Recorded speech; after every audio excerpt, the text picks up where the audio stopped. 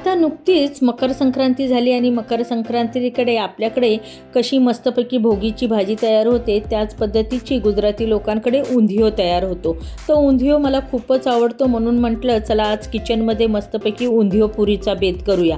म्हणून मस्तपैकी मैत्रिणीला फोन लावला, तिच्याकडनं रेसिपी घेतली आणि सर्व तयारी करून घेतली आणि मस्तपैकी उंधियो पुरी मी तयार केली। तर उंधियो पुरीचा संपूर्ण व्हिडिओ जर तुम्हाला बघायचा असेल तर तुम्ही मला कमेंटद्वारे नक्की कळवा। तुम्हाला डिटेलसह सर्व मी उंधियोची रेसिपी देईल, तर तुम्ही मला कमेंटद्वारे कळवायला मात्र विसरू नका आणि नक्की ही रेसिपी तुमच्या किचनमध्ये करायलाही विसरू नका।